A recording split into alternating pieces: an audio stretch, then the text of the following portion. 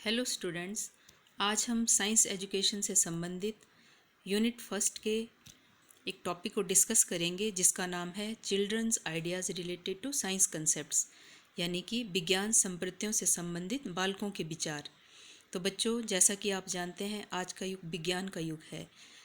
दैनिक जीवन में हम सुबह उठने से लेके सोने तक विभिन्न चीज़ों का उपयोग करते हैं जो सब विज्ञान की देन है।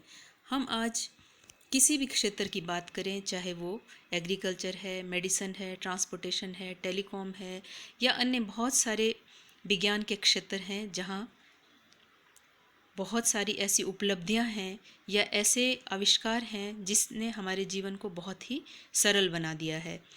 तो इसी कंसेप्ट को लेकर के आज हम थोड़ी सी चर्चा करेंगे। तो जैसा मैं आपको कह रही थी कि विज्ञान शिक्षण के द्वारा छात्रों के व्यक्तित्व विकास की दृष्टि से कई सारी उपलब्धियां प्राप्त की जा सकती हैं। जैसे पहली अगर हम उपलब्धि की बात करें कि विज्ञान के विद्यार्थी क्या क्या अपने जीवन में उपलब्धियां हासिल कर सकते हैं, तो फर्स्ट है scientific study helps to get rid of superstitions.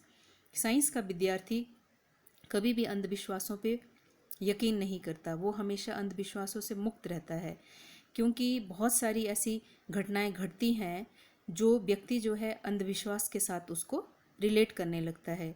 लेकिन विज्ञान के अंतर्गत प्रकृति की घटनाएं ऐसी व्याख्या प्रस्तुत करती हैं जो कि तथ्यों और प्रमाणों पर आधारित होती हैं। फॉर एग्जाम्पल, अगर हम बच्चों को कहें कि वर्षा जो है इंद्र देवता की कृपा से होती है, या जब हम हवन करते हैं, यज्ञ करते हैं, तो हम वर्षा की प्राप्ति कर सकते हैं।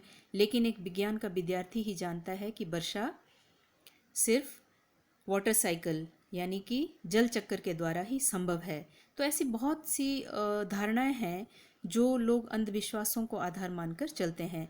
लेकिन विज्ञान पढ़ने वाला विद्यार्थी जानता है कि सभी प्रकार के वस्तुनिष्ठ प्रमाण और प्रेक्षण और तथ्यों के कारण ही जो है अंधविश्वासों से मुक्ति प्राप्त की जा सकती है। सेकंड पॉइंट है scientific study helps to get rid of conservative facts. जितने भी रूढ़ि मुक्त विचारधाराएं हैं, इनसे हम कैसे अपने आप को मुक्त रख सकते हैं।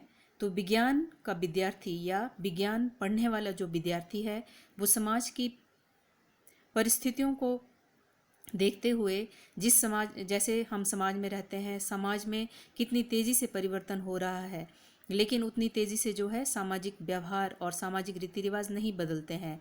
हम अपने घरों में बहुत सारे रीति रिवाज को फॉलो करते हैं, जो हमारी वेशभूषा है, हमारा रीति रिवाज है, हमारा खान पान, बोलचाल, ये सारी चीज़ें हम जिसको बदल नहीं सकते हैं।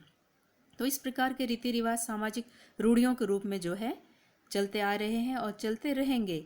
लेकिन विज्ञान का विद्यार्थी जो है अपने बदले हुए सामाजिक जीवन के सभी क्षेत्रों में अपनी मान्यताओं को नित्य नए तथ्यों के प्रकाश में परिवर्तित करता चला जाता है और हमेशा इस प्रकार की रूढ़िवादी विचारधाराओं से मुक्त रहता है। थर्ड पॉइंट है scientific study helps in the development of society and it's progress. विज्ञान पढ़ने वाला विद्यार्थी जो है समाज की प्रगति में बढ़ चढ़कर अपना योगदान दे सकता है। मनुष्य की प्रगति और विकास में दो प्रकार के अवरोध आते हैं। जैसे एक तो जो परंपरागत पर्यावरण की देन है और दूसरे का आधार मनुष्य की चिंतन पद्धति को ही माना गया है। लेकिन विज्ञान ने मनुष्य के पर्यावरण को बदलने में बहुत ही महत्वपूर्ण योगदान दिया है और इस दृष्टि से विज्ञान का अध्ययन और प्रगति सामाजिक विकास की तैयारी में हमेशा सहायक रहता है। चौथा जो पॉइंट है वो है scientific study helps to increase the working efficiency of students. Science का विद्यार्थी जो है किस तरह साइंटिफिक उपकरणों को या यंत्रों को उपयोग करके अपने काम में जो है बहुत ज़्यादा एफिशिएंसी ला सकता है। वो कम समय में बहुत ज़्यादा काम जो है कर सकता है, बहुत प्रोग्रेस कर सकता है, कई गुना अधिक काम कर सकता है। जैसे अगर हम लिखने की बात करें, अगर हम किसी टॉपिक को लिखना चाहें तो उसमें समय बहुत अधिक लगता है, लेकिन वैज्ञानिक यंत्रों के उपयोग जैसे कंप्यूटर इत्यादि के उपयोग से जो है कम समय में उसी काम को बहुत जल्दी जो है किया जा सकता है।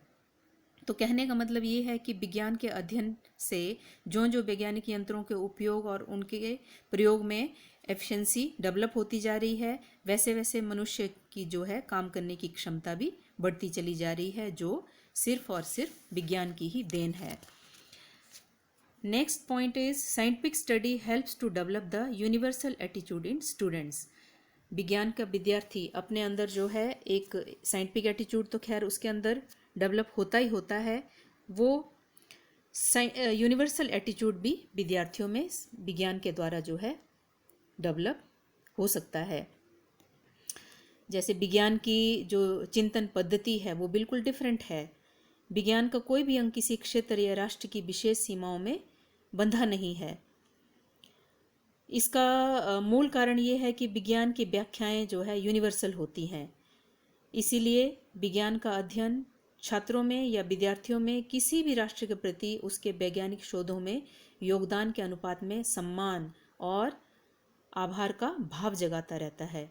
यानी कि विज्ञान का विद्यार्थी राष्ट्र के प्रति या किसी धर्म या जाति में कोई भेदभाव नहीं करता। तो कहने का मतलब ये है कि विज्ञान का विद्यार्थी या विज्ञान का अध्ययन करने वाला विद्यार्थी जो है जीवन में राष्ट्र और धर्म से निरपेक्ष एक सार्वभौमिक दृष्टिकोण को जन्म देता है, यानी कि यूनिवर्सल एटीट्यूड को डेवलप करता है। उसके बाद हम डिस्कस करेंगे analyse the probing and documenting of science. तो first is analyse the probing. Analyse the probing का मतलब विज्ञान की खोज। तो विज्ञान की खोज हेतु कक्षा में बच्चों को जो है टीचर कोई प्रॉब्लम सॉल्व करने को दे देता है, तो विद्यार्थी जो है उस प्रॉब्लम को सॉल्व करने के लिए अपनी रिस्पॉन्सिबिलिटी को समझने लगते हैं। विद्यार्थी जो है कई तरह के साधनों का उपयोग करने की कोशिश करते हैं, वो इधर उधर से जानकारी एकत्र करने की कोशिश करते हैं, वो टीचर की भी हेल्प लेते हैं या टीचर के मार्गदर्शन में जो है काम करने की कोशिश करते हैं। तो इस तरह विद्यार्थी जो है अपने प्रेक्षण यानी कि ऑब्जर्वेशन के परिणाम स्वरूप जो है उस कार्य को पूरा करने में सफल हो जाता है। विद्यार्थी जो है अध्यापक से स्वतंत्र रूप से क्वेश्चंस पूछ सकता है और विद्यार्थी अपनी प्रेक्षण शक्ति के परिणाम स्वरूप कारणों को ढूंढता है, वो प्रयोग करना सीख जाता है और उससे बच्चे ये भी सीखते हैं कि किसी समस्या का समाधान कैसे किया जाता है। तो इस तरह छात्रों में जो खोज विधि है यानी कि जो प्रोबिंग मेथड है, इससे कई तरह के गुणों का या हम कह सकते हैं योग्यताओं का विकास किया जा सकता है, जैसे डेवलपमेंट ऑफ गुड वैल्यूज़। तो इससे विद्यार्थियों में जो है विद्यार्थी आत्मनिर्भर बन जाता है, उसके अंदर आत्मविश्वास पैदा होता है, वो चिंतनशील रहता है, हमेशा उसके अंदर एक क्यूरियोसिटी बनी होती है सीखने और जानने के लिए, उसमें एक परिश्रम करने की योग्यता जो है डेवलप होती है और इसी तरह कई और गुणों का बच्चों में जो है विकास होता है। फिर सेकंड है प्यूपल टीचर रिलेशनशिप। ये एक ऐसी विधि है या ऐसा मेथड है जो टीचर और स्टूडेंट के पारस्परिक संबंधों को और गहरा बना देती है। टीचर को पथ प्रदर्शक और सच्चे मित्र की भूमिका निभानी पड़ती है।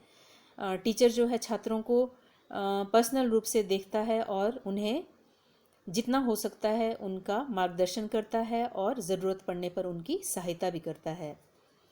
थर्ड पॉइंट है हेल्पफुल इन डिसिप्लिन, यानी कि ये एक ऐसा मेथड है जिसमें अनुशासन बनाए रखने में जो है सहायता मिलती है।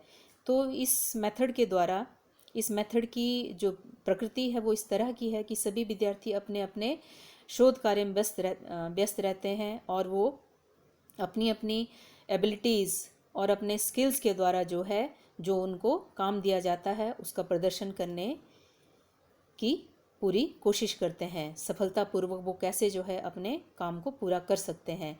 इससे इन विद्यार्थियों में एक तो रिस्पॉन्सिबिलिटी डेवलप होती है और विकास के साथ साथ जो है उनके क्लासरूम और स्कूल में भी डिसिप्लिन जो है बनाने में या डिसिप्लिन को इम्प्रूव करने में बहुत ज़्यादा सहायता मिलती है। चौथा पॉइंट है इंडिविजुअल टीचिंग। तो इस मेथड में ये व्यक्तिगत शिक्षण भी जो है बहुत ज़्यादा उपयोगी माना गया है। क्यों? क्योंकि जो एक अनुसंधान विधि है, इसके द्वारा टीचर बच्चों के साथ जो है इंटरेक्शन इनकी बनी रहती है। टीचर जो है बच्चों को इंडिविजुअल अटेंशन दे पाता है, और इससे टीचर और स्टूडेंट्स की बीच की जो कमज़ोरियां हैं या कुछ त्रुटियां हैं, उनको वो पहचान कर उन्हें दूर करने की कोशिश करते हैं। लास्ट जो पॉइंट है वो है नो होमवर्क, यानी कि बच्चों को जो गृह कार्य है उससे मुक्ति मिलती है। ऐसा क्यों संभव है? क्योंकि जो बच्चों को स्कूल के अंदर, क्लासरूम के अंदर जो काम दिया जाता है, कोई प्रॉब्लम सॉल्व करने को दिया जाता है, तो उससे बच्चे जो है स्कूल में सारा दिन अपने शोध या अनुसंधान कार्य में बिजी रहते हैं, और इसमें होमवर्क देने की गुंजाइश ही नहीं रहती। शिक्षक और जो स्टूडेंट्स हैं वो दोनों इस तरह की परेशानी से हमेशा फ्री रहते हैं। हाँ, अपने अनुसंधान या शोध कार्य से संबंधित यदि कोई कार्य अधूरा रह गया है या उसके बारे में रिपोर्ट तैयार करनी है, तो इस प्रकार का काम वो घर पे भी कर सकते हैं। तो ये कुछ प्रोबिंग एनालिसिस द प्रोबिंग के कुछ पॉइंट्स थे, इम्पोर्टेंट पॉइंट्स। नेक्स्ट जो है वो है एनालिसिस ऑफ डॉक्यूमेंटिंग, यानी कि साक्ष्यों या प्रमाणों का विश्लेषण। कैसे हम प्रमाणों का विश्लेषण करते हैं या साक्ष्यों का किस तरह से विश्लेषण करते हैं। तो मनुष्य जो है, जैसे हम जानते हैं, वो स्वभाव से ही बहुत ज़्यादा जिज्ञासु होता है। उसके अंदर बहुत क्यूरियोसिटी होती है, वो जानना चाहता है कि कौन सी घटना कैसे घटी, क्या कारण है, क्यों हुआ, इत्यादि। तो जो कुछ भी हमारी अपनी प्रकृति या परिवेश में घटित होता है, उसके बारे में जानने की हमारी जिज्ञासा सहज और स्वाभाविक ही बनी रहती है। इसीलिए वास्तव में प्राकृतिक घटनाओं का अध्ययन करना व उसमें आपस में संबंध ज्ञात करने का काम ही विज्ञान है। अतः अंत में मैं यही कहना चाहूँगी कि विज्ञान को तथ्यों व साक्ष्यों का विश्लेषण कहा जाता है, क्योंकि इसके द्वारा ही छात्रों को सत्य का ज्ञान प्राप्त होता है। धन्यवाद।